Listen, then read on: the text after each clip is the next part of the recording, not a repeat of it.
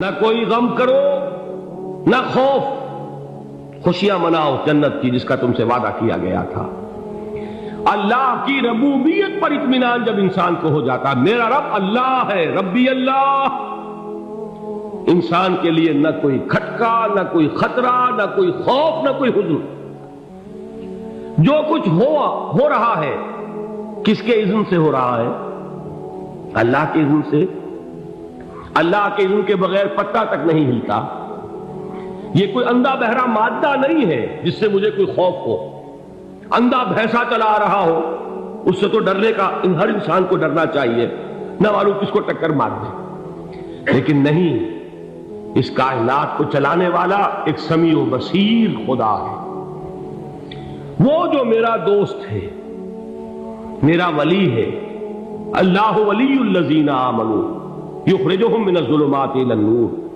اللہ اہل ایمان کا ولی ہے، ساتھی ہے، پشت پناہ ہے، مددگار ہے، حمایتی ہے۔ بتائیے جسے یقین ہو جائے کہ اللہ میرا مددگار، اللہ میرا محافظ، اللہ میرا پشت پناہ، اللہ میرا حمایتی، اس کے لیے کوئی خوف ہوگا؟ اس سے کوئی ڈر ہوگا؟ میں مثال دیا کرتا ہوں ایک بہت سادہ، پنجاب کے دیہات کی۔ تو بڑا چودھری ہے اور کوئی غریب کسان ہے۔ اس غریب کسان کے جانوروں کو ہر وقت اندیشہ ہوگا چوری کا، کوئی میری بھینس کھول کر نہ لے جائے، کوئی میرا بیل کھول کر نہ لے جائے۔ لیکن جس کے بارے میں یہ سب کو معلوم ہو کہ وہ جو بڑا چودھری ہے وہ اس کا دوست ہے، اس کی بچیا کو کوئی خوف ہوگا؟ اس کی بھینس پر کوئی ہاتھ ڈالے گا؟ اسے کوئی اندیشہ ہوگا؟ نہیں۔ کیوں؟ کہ وہ بڑا چودھری، بڑا اس کا یہاں کا سردار، جاگیردار، سب کو معلوم ہے وہ میرا دوست ہے، کوئی میرے خلاف اقدام نہیں کر سکتا۔ اس دنیا میں یہ چھوٹی سی بات اگر آپ کے دلی اطمینان اور سکون کا باعث بن سکتی ہے تو ذرا تصور کیجئے۔ میں لفظ تصور استعمال کروں گا صرف اس لیے کہ اس کا ہم جس کو کہتے ہیں ادراک اور شعور کر نہیں سکتے، اگر کے ساتھ کر سکتے۔ اگر یقین ہو کہ اللہ میرا مددگار اور یقین ہو کہ اللہ ہر آن میرے ساتھ ہے، پھر کوئی خوف؟ کس کا خوف؟ کوئی شے اللہ سے بالا تر ہے؟ کوئی قوت اس سے زیادہ طاقتور ہے؟ کوئی اس کے ارادے کو بدلنے والا ہے؟ کوئی اس کی مشیت کے آڑے آنے والا ہے؟ یہی بات ہے جو حضور نے فرمائی، یہ ایمان کا حاصل ہے لب لباب، کہ دیکھو اچھی طرح اس بات کو ذہن نشین کر لو، اگر تمام انسان مل کر تمہیں کوئی نقصان پہنچانا چاہے نہیں پہنچا سکتے، مگر جو کچھ اللہ نے لکھ دیا ہو، اور تمام انسان مل کر تمہیں کوئی نفع پہنچانا چاہے نہیں پہنچا سکتے، مگر وہ شے جو اللہ نے طے کر دی۔ آپ پھر میں کہوں گا ذرا طاری کیجئے، اسے فرض کیجئے، اسے سوچئے۔ اگر اس حدیث پر ہمارا دل ٹھکا ہوا ہو تو کسی سے ڈر ہوگا؟ یہ مجھے نقصان نہ پہنچا دے، یہ میری رپورٹ خراب نہ کر دے، یہ میری انکریمنٹ نہ رکوا دے، یہ میرا یہ نہ بگاڑ دے، یہ میرا یہ نقصان نہ پہنچا دے۔ اس کا ڈر، اس کا ڈر، اس کا خوف، اس کی خوشامد، اس کے لیے جا کر طرح طرح سے اپنی عزت نفس کو ذلیل کروانا اس کے سامنے، یہ سب کچھ کیوں کرتا ہے انسان؟ جب سمجھتا ہے کہ اس کے ہاتھ میں میرا کوئی نفع ہے، اس کے ہاتھ میں میرے لیے کوئی ضرر ہے، یہ مجھے کوئی غضب پہنچا سکتا ہے، یہ مجھے کوئی نقصان پہنچا سکتا ہے، یہ میرا کوئی کام بنا سکتا ہے، یہ میری کوئی ضرورت پوری کر سکتا ہے، اسی کا نام شرک ہے۔ جہاں آپ نے یہ سمجھا کہ غیر اللہ کے اندر کوئی طاقت موجود ہے، وہی شرک ہے۔ بتوں سے تجھ کو امیدیں، خدا سے نو امیدی، مجھے بتا تو صحیح اور کافری کیا ہے؟ شرک تو یہ ہے جس پر بھی تمہیں یہ خیال ہے، کلمہ ہے یہ کلمہ سوم، لا حول ولا قوت الا باللہ۔ ذرا اس پر دل کو کبھی اگر آپ تصور کریں، پھر فرض کریں، دل ٹھک جائے اس پر، کوئی طاقت نہیں۔ یہی بات تھی جو شیخ عبد القادر جیلانی رحمۃ اللہ علیہ نے اپنی وصیت میں اپنے بچے سے کہی۔ 11ویں دینے والے ہیں، لیکن حضرت شیخ عبد القادر جیلانی کی وصیت اور تعلیمات کو کتنے لوگ ہیں تم جانتے ہو؟ یہ جن مقامات تک پہنچے ہیں وہ کس چیز کی بدولت پہنچے؟ انہوں نے جو پیغام دیا وہ کیا تھا؟ اے میرے بچے، جس طریقے سے قرآن مجید میں حضرت لقمان کی نصیحتیں جو ہے نقل کر دی گئی ہیں، میں یہ عرض کروں گا بالفرض اگر قرآن حضرت عبد القادر جیلانی کے بعد نازل ہوا ہوتا تو شیخ عبد القادر کی یہ نصیحتیں بھی قرآن میں درج ہوتی۔ اتنی اونچی نصیحتیں ہیں۔ اے میرے بچے، اس حقیقت کو ذہن نشین کر لے، لا فاعل فی الحقیقت ولا مؤثر الا اللہ۔ اس کائنات میں نہ کوئی فاعل حقیقی ہے نہ مؤثر حقیقی ہے سوائے اللہ۔ کسی شے میں کوئی تاثیر نہیں اگر اللہ نہ چاہے۔ آگ جلا نہیں سکتی اگر اللہ نہ چاہے، پانی ڈبو نہیں سکتا اگر اللہ نہ چاہے، زہر ہلاک نہیں کر سکتا اگر اللہ نہ چاہے، کوئی چیز فائدہ نہیں پہنچا سکتی اگر اللہ نہ چاہے۔ تو در در پہ کیوں سر جھکاتے ہو؟ در در پر کیوں جبیں سائی کرتے ہو؟ سب کے سامنے کیوں ہاتھ پھیلاتے ہو؟ ایک اللہ سے مانگو، ایک اللہ کے سامنے زمین پر اپنی جبین رکھو۔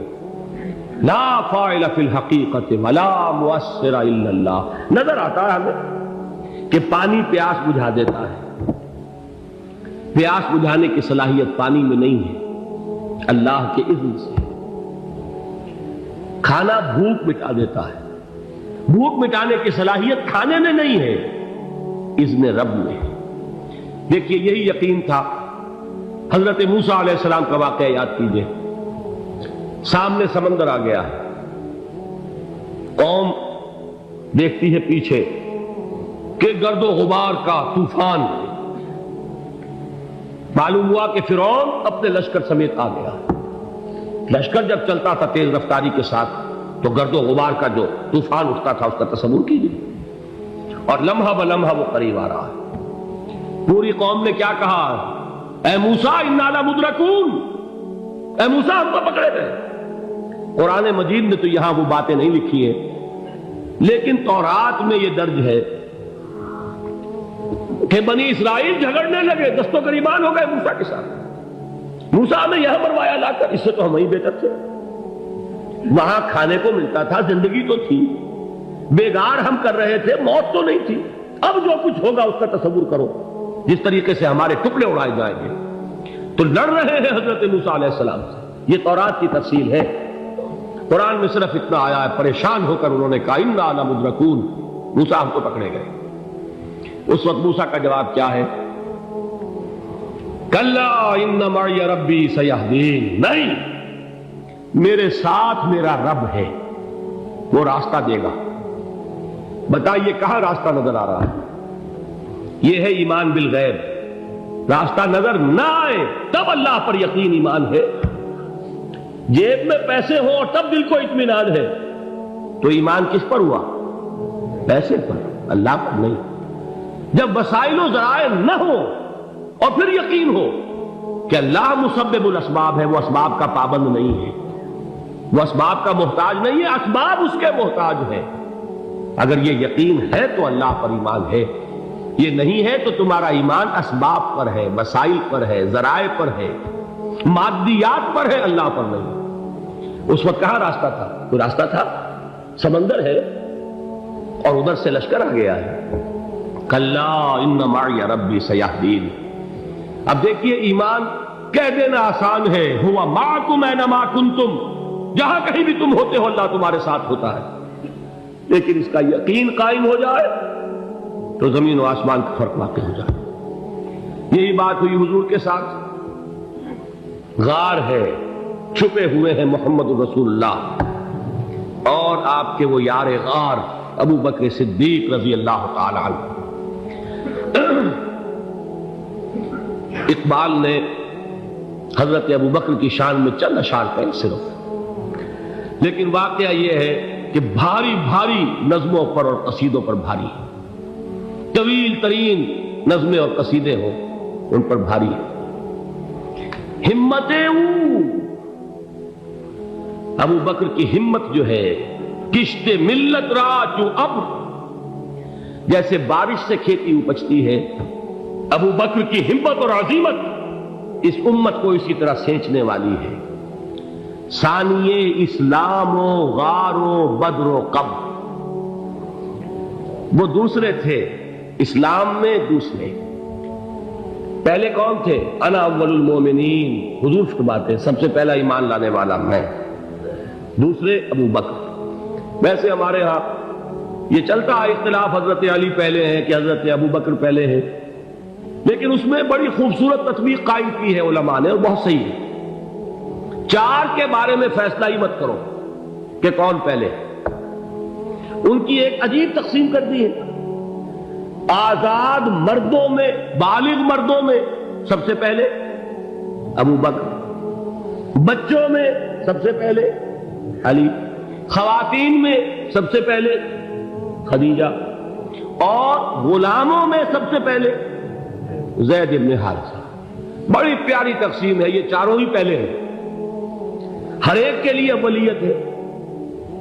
اور واقعہ یہ ہے کہ اگر زمانی اعتبار سے تعین ہوگا تو پہلے خدیجۃ الکبریٰ آئیں گی رضی اللہ تعالی عنہ، کسی اور سے بات کرنے کی نوبت بعد میں آ سکتی ہے، پہلے تو اہلیہ محترمہ سے بات ہوئی، آتے ہی پہلی وحی ہوئی ہے، ابھی تبلیغ کا حکم نہیں تھا۔ کس کو بتایا واقعہ؟ ابھی اپنی نبوت کی تبلیغ کا تو حکم ہی نہیں آیا، واقعہ کس کا ہے؟ وہ خدیجہ کا ہے۔ جب کہا ہے کہ خشیت علی نفسی، مجھے اپنی جان کا اندیشہ ہے، تو کیا جواب دیا خدیجہ نے رضی اللہ تعالی عنہا؟ وہ صدیقۃ الکبریٰ ہے، صدیقات جو ہے خواتین ان میں چوٹی پر خدیجۃ الکبریٰ ہے رضی اللہ تعالی عنہا، اور صدیق جو مرد ہیں ان میں صدیق اکبر ہے ابو بکر صدیق رضی اللہ تعالی عنہ، لیکن صدیقات میں چوٹی پر۔ جب حضور نے فرمایا خشیت علی نفسی، کیا فرمایا، کیا عرض کیا، کیسے تسلی دی؟ نہیں نہیں، اللہ آپ کو ضائع نہیں کرے گا، آپ غریبوں کے ہمدرد ہیں، آپ مساکین کے تکالیف رفع کرنے والے ہیں، آپ بیواؤں کی سرپرستی کرتے ہیں، آپ مسافروں کی خدمت کرتے ہیں، اللہ آپ کو ضائع نہیں کرے گا۔ یہ یقین ہے اس خاتون کے اندر۔ خیر وہ ایک علیحدہ بات ہو جائے گی۔ میرے دل پر حضرت خدیجہ رضی اللہ تعالیٰ عنہ کی شخصیت کا بڑا گہرا نقش ہے، جو وہ کوئی اور ہی وقت اور موقع ہوا تو بیان ہوگا۔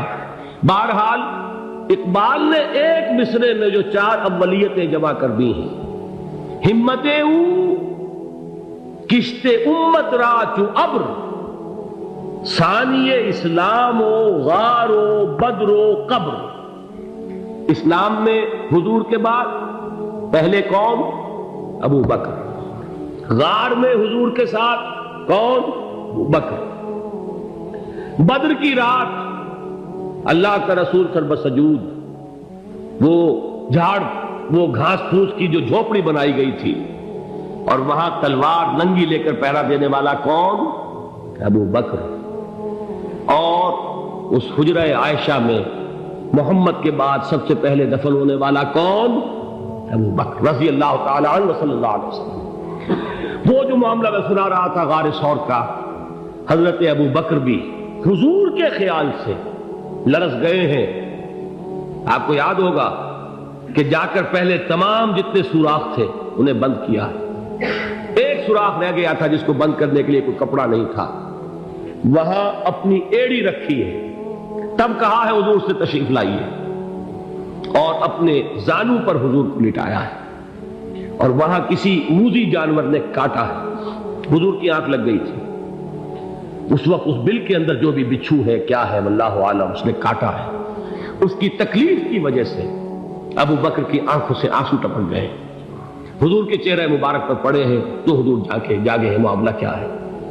ایڑی نہیں ہٹائی وہاں سے، مبادا وہ جانور وہاں سے نکل کر محمد الرسول اللہ کو کوئی گزن پہنچا دے، ابو بکر کی ایڑی ہے، جس طرح چاہے کھا لے، ختم کر دے، جان نکل جائے تب کوئی آنچ آئے، محمد پر تو آئے، لیکن جیتے جی نہیں۔